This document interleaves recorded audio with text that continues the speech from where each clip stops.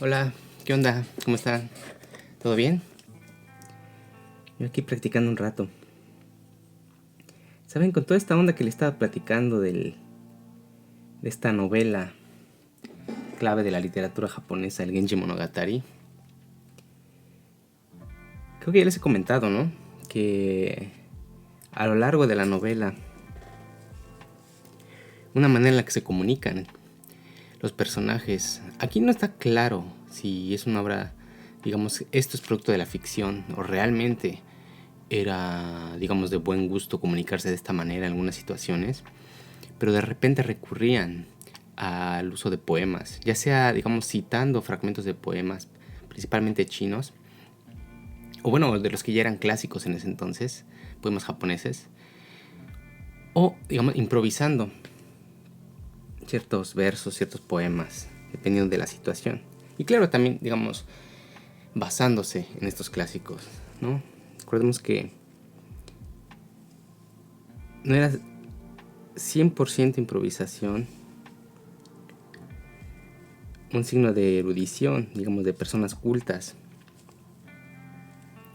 Era pues el hecho de poder citar y poder, digamos, semi-improvisar poemas o versos a partir de clásicos chinos o japoneses. ¿Y en qué situaciones lo hacían? Por menos en el caso del Genji Monogatari, por ejemplo, cuando querían los personajes expresar un sentimiento, digamos que no se podía describir con, pues sí, con palabras, con una conversación normal, recurrían a ciertos poemas. También, digamos, como tirar ciertas indirectas, ¿no? Y también cuando se mandaban cartas, principalmente, digamos, de amor, se recurría a los poemas para, pues sí, o sea, yo creo de la misma manera en la que se recurren, ahorita se dedican poemas, se dedican canciones. Claro, estamos en un ambiente de la nobleza, de la era Heian en Japón, por ahí del siglo XI. Y bueno, digamos que solo se narran las aventuras de estas personas que son más o menos educadas, ¿no? Y les platicaba el otro día que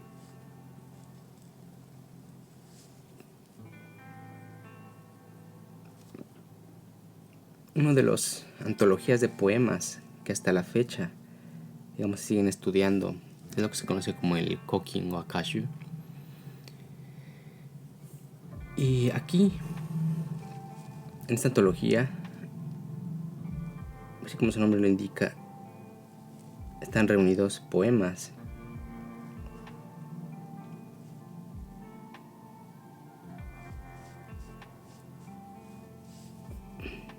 de 31, 32 sílabas, 34 sílabas. Son poemas más o menos, digamos, largos, que se conocen como waka, como poema japonés. Y este estilo es el que se usaba mucho en el caso del Genji Monogatari.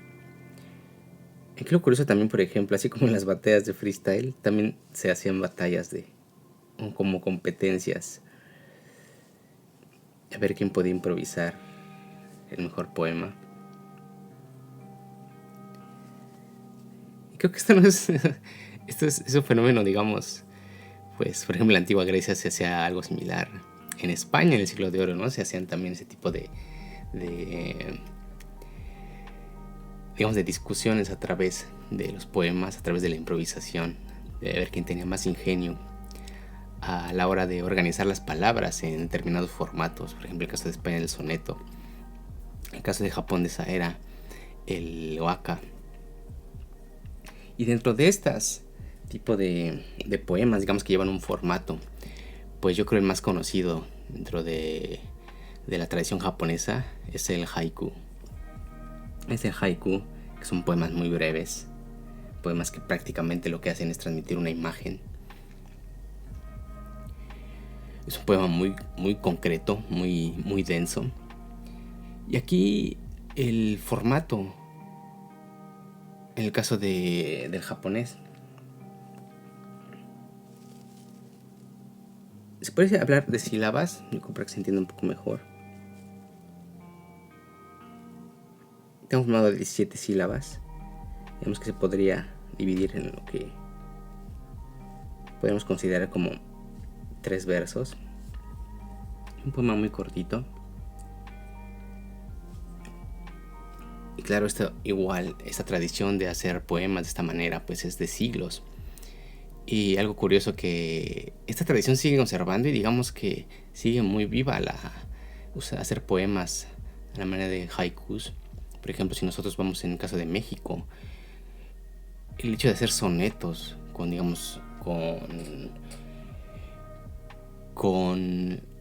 las rimas características del soneto italiano, y bueno, con los versos y las estrofas, hoy en día resultaría hasta un poco como anacrónico, ¿no? El hecho de usar rima, de usar la métrica fija. Por ejemplo, si leen poesía contemporánea en español, generalmente pues son versos que a lo mejor no llevan una métrica, no están metidos dentro de un formato, no tanto de métrica como de rima. Digamos que se puede expresar de manera más libremente, sin estas limitaciones de los formatos. Pero en Japón se siguen haciendo competencias de haikus. Y fíjense, algo que siempre me he preguntado: a diferencia del soneto, de un poema más largo, el haiku, al ser tan denso, al ser tan pequeño,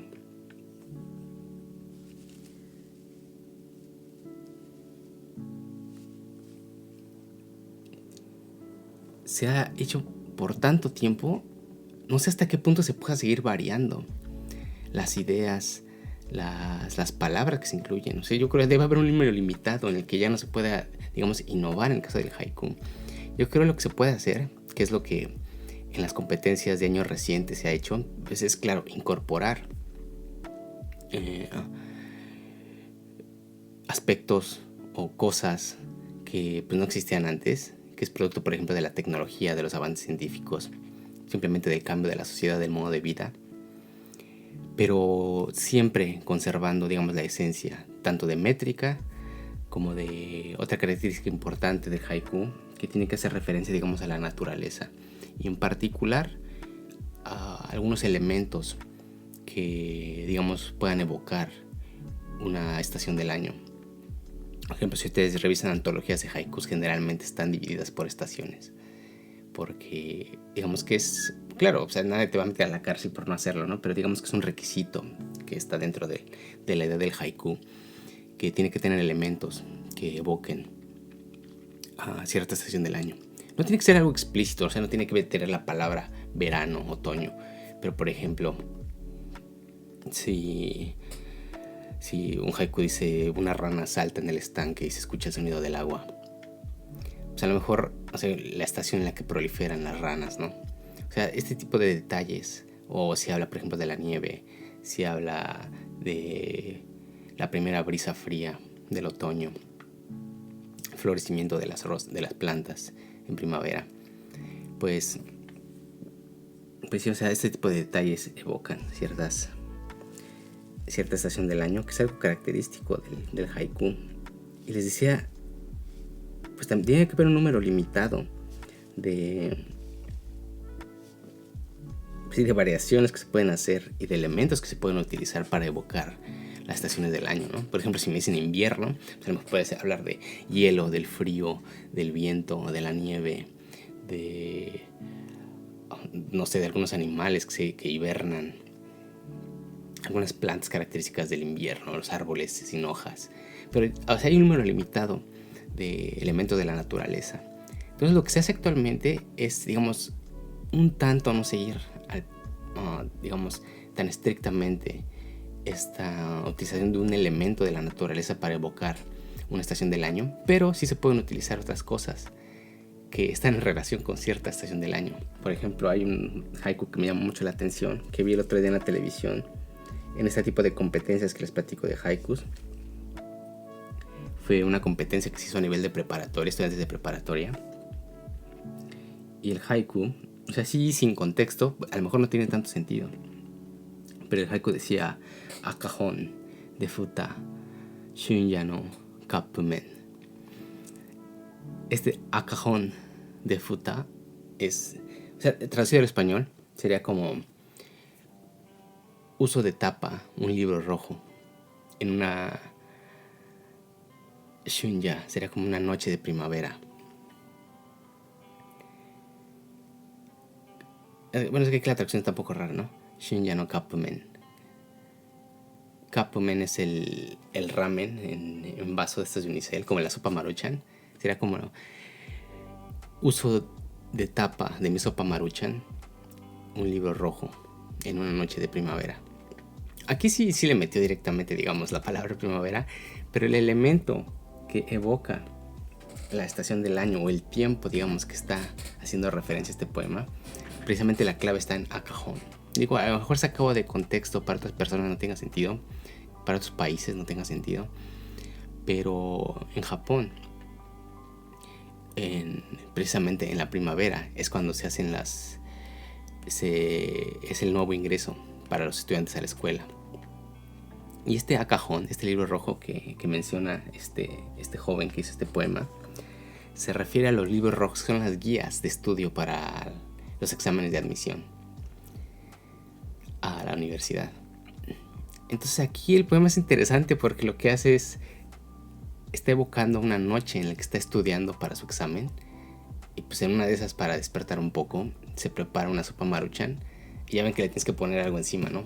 Para que se cocine, y lo que usa de tapa de su sopa maruchan es su libro rojo, que es un tabicote, o sea, de tapa el libro rojo para su sopa maruchan.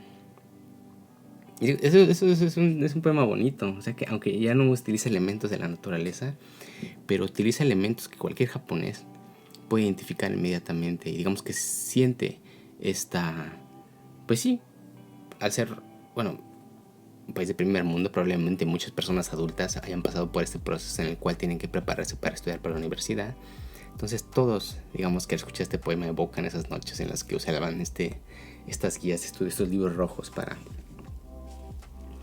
estudiar, ¿no?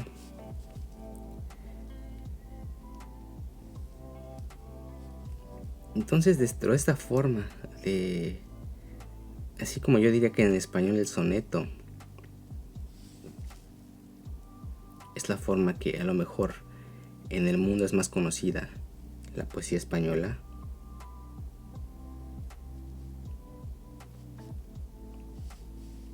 único española no me refiero específicamente a España, sino, bueno, la poesía de habla hispana, ¿no? El soneto pues no nada más tiene representantes importantes en España, sino pues cualquier país que hable español. Claro, en México pues hay unos muy destacables, ¿no?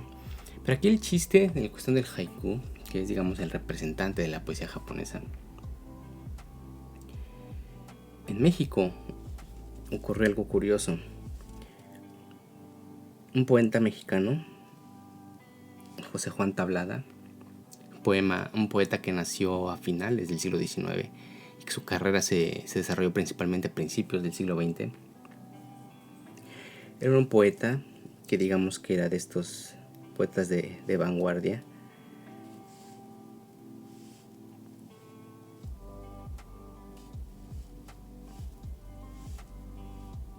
Realizó un viaje a Japón en el año 1900. Estuvo algunos meses, parece que no estuvo mucho tiempo. La verdad desconozco el motivo de ese viaje. No sé si habrá sido simplemente por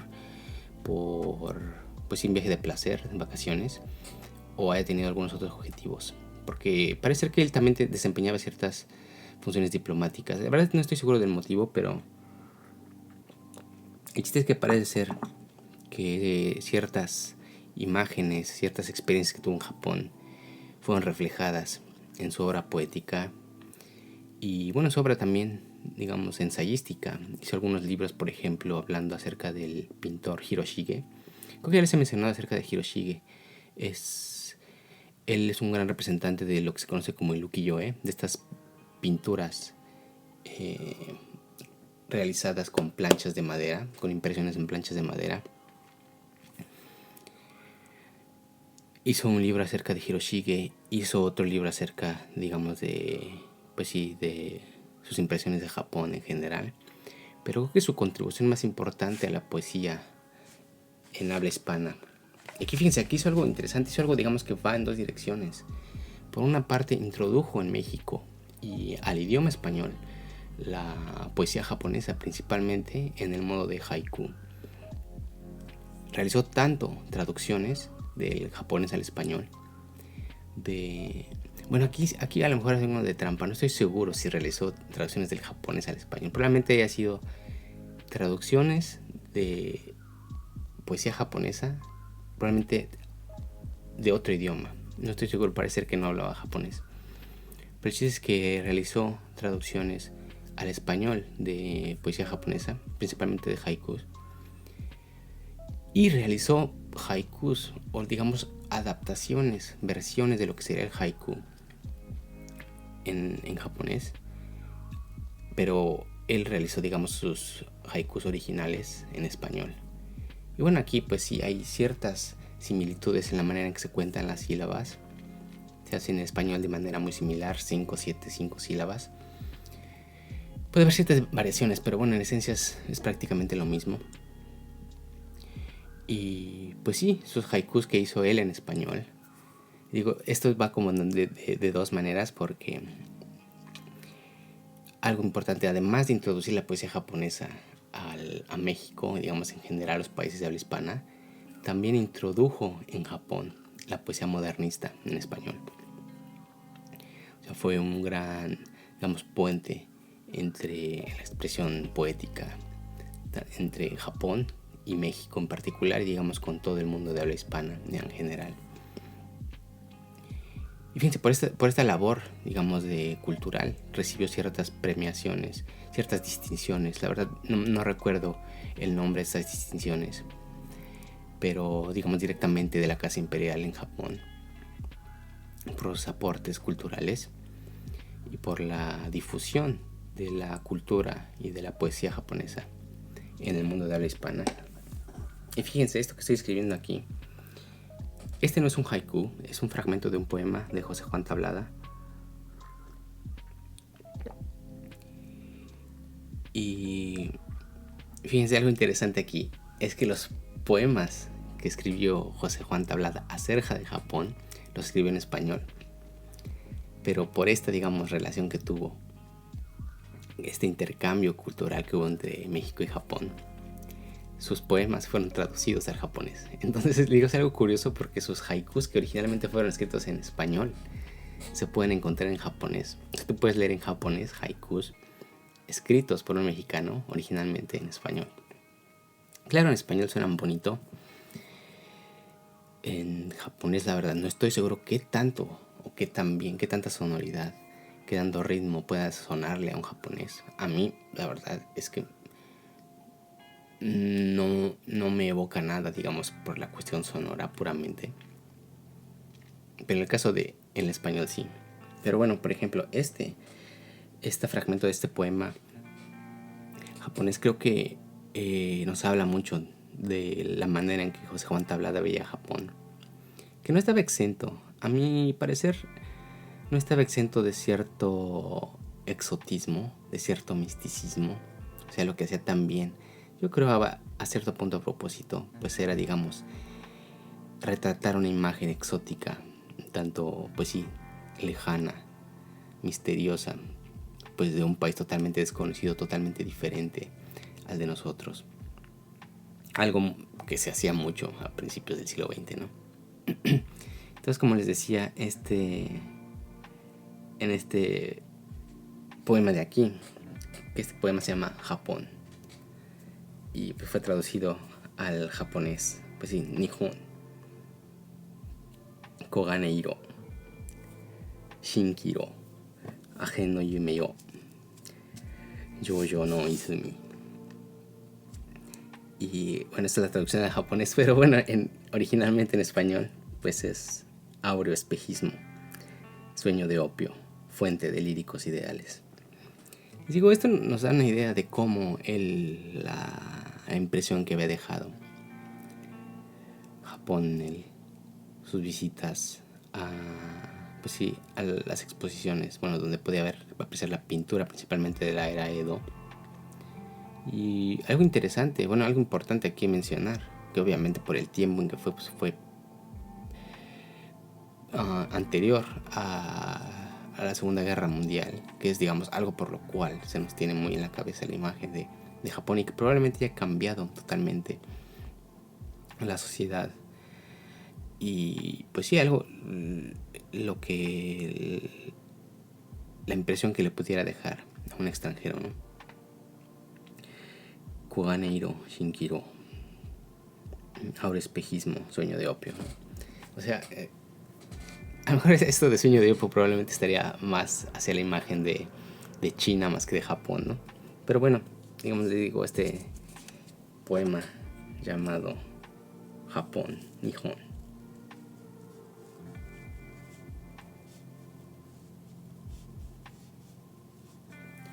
Nihon, ¿no? Pero como les mencionaba, probablemente se pierda. Pues sí, en el caso de las traducciones de poemas, pues se pierde mucho. Se puede dejar, digamos, las palabras, el significado de las palabras. Probablemente se pueda conservar, si se tiene mucha habilidad en la traducción, se pueda conservar esta imagen que se quiere transmitir. Pero pues obviamente se pierde el ritmo, se pierde la sonoridad del idioma en el que fue escrito. Aquí supongo que pues sí, se pierde muchísimo en el japonés. Supongo que si alguien lo lee en japonés no le suene ni siquiera poético probablemente. La verdad no estoy seguro. Tendría que hacer una encuesta a algunas personas japonesas de qué les suena, cómo les parecen esos poemas. Y les quería presentar unos aquí. La verdad no habrá mucho tiempo de revisar a detalle. Pero sí algunos de sus haikus que están principalmente reunidos en un libro que se llama El jarro de las flores.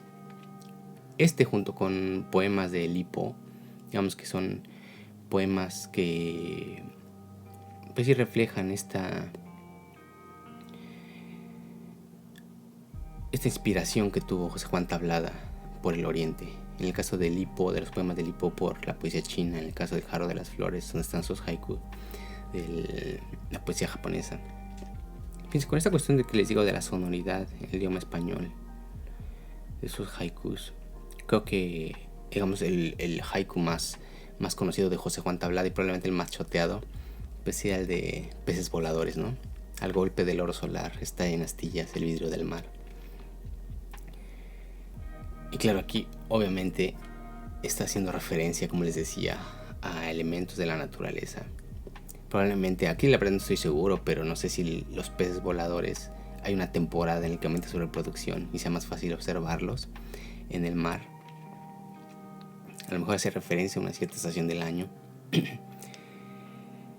Y les digo, esta sonoridad de estos poemas fue reconocida por un compositor mexicano muy importante también, que se llama Luis Sandy, que después de la muerte de José Juan Tablada musicalizó algunos de estos haikus. Entonces es un tanto difícil de encontrar, la verdad me costó mucho trabajo, pero afortunadamente en YouTube encontré a una chica, ahorita se me fue su nombre, les voy a dejar el link para que lo chequen. Una chica que creo que fue en su examen profesional de canto, presentó ciertas, dentro de su repertorio de su concierto, presentó los 10 haikus de José Juan Tablada, adaptados a piezas musicales con voz y piano por Luis Sandy. Y digo, este Luis Sandy es un compositor importante, fue el fundador del coro de madrigalistas, que después vino a ser el coro de madrigalistas de Bellas Artes. O sea, imagínense pues, el nivel del compositor, ¿no?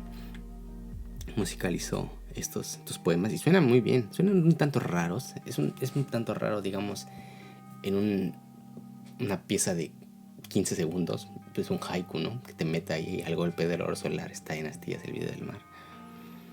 Pero bueno, pues sí, esto se lo pueden encontrar en YouTube. Les digo, cuesta trabajo, no es fácil encontrarlo, pero les puedo dejar el link para que chequen esos 10 haikus cantados por esa soprano, que los canta muy bonitos y suena muy bien. Suenan muy bien. Por ejemplo, este otro de aquí. Este me gustó porque pues sí habla referencia a la estación del año que se utiliza aquí, es el bambú cuando da las hojas, cuando crece y se producen estas hojas, digamos que son como a manera de espigas, ¿no? Entonces aquí es Nagasa.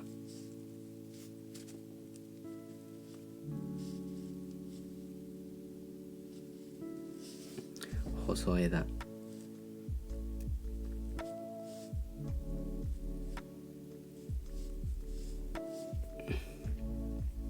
No.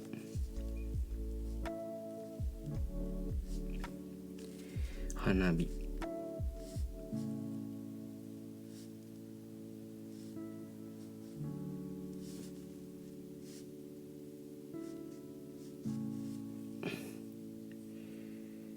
Nagasa Hosoeda no Hanabi. Cohete de larga vara. Take.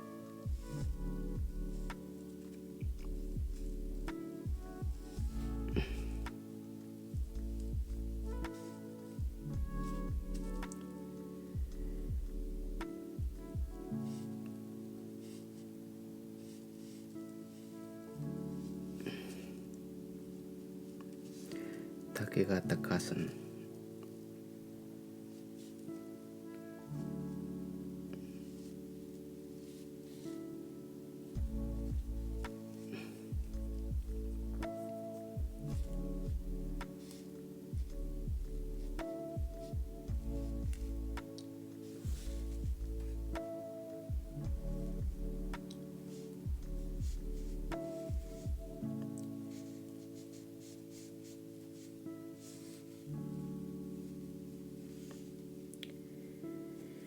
Take ga takasa nariasugu tawamu.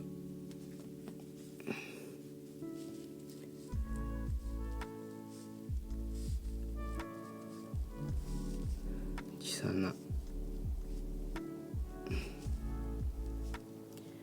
Quise entrar a meter katakana. Emerald.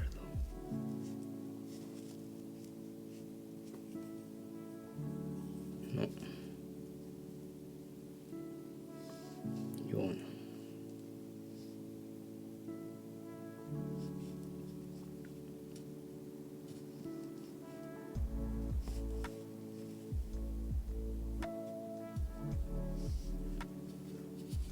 Naka ni.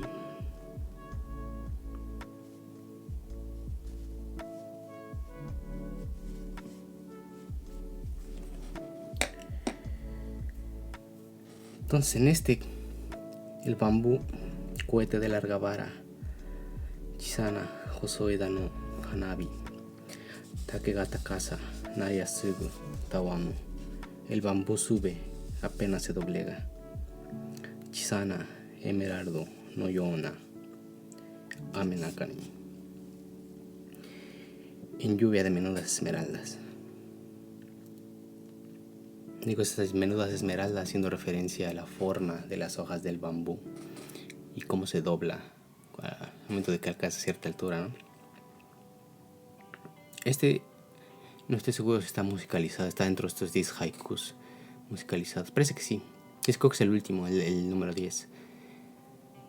Creo que es de mis favoritos, el bambú. Ese de peces voladores también suena muy bonito, de pavo real. Este es Take, el bambú.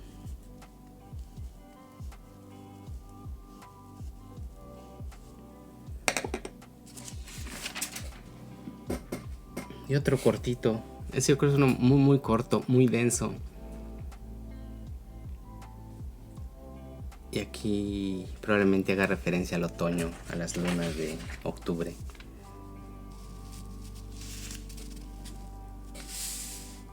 Tsuki. Luna. Digo, siempre haciendo referencia, ¿no?, a estos elementos de la naturaleza. Y con imágenes muy densas. Que en este caso prácticamente se puede imaginar esa fotografía de la luna en las nubes.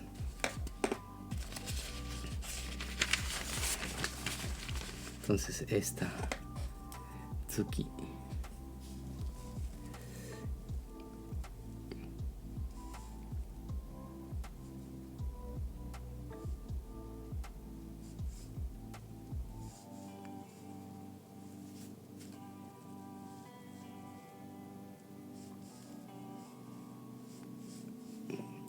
Anya, la noche oscura.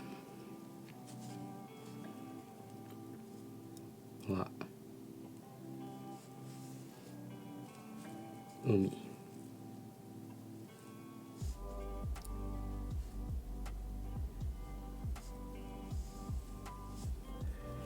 La noche oscura es mar, la noche oscura. Anya wa Umi. Como la nube.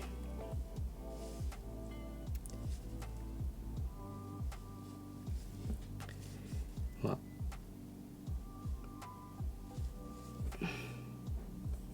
Kaigara.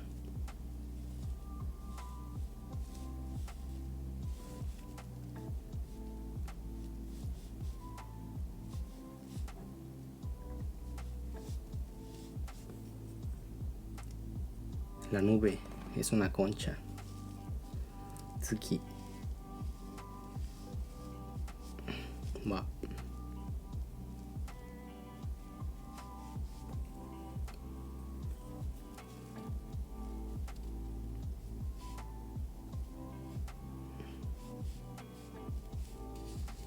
Shinju.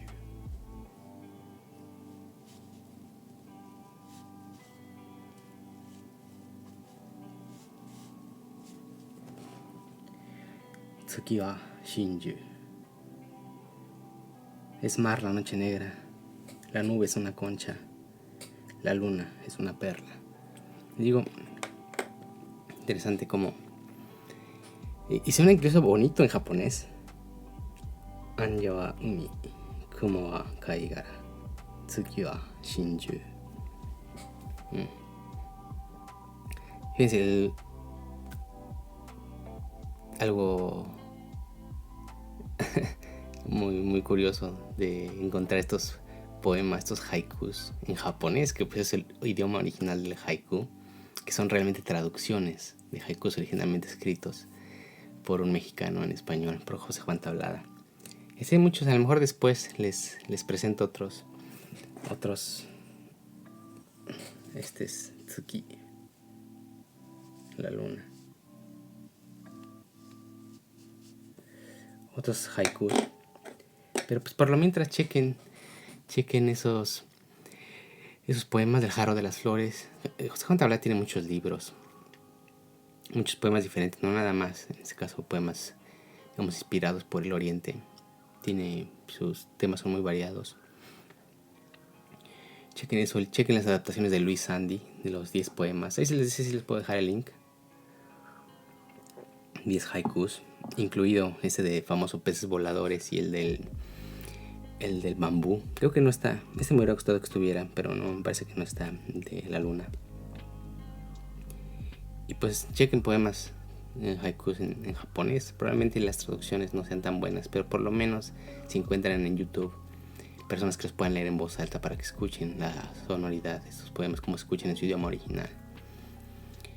Y a lo mejor, pues, si son afortunados, que también se escuchen bonitos en las traducciones. Pero bueno, pues ahí después me platican qué les parece. ¿Sale? Cuídense, nos vemos. Bye.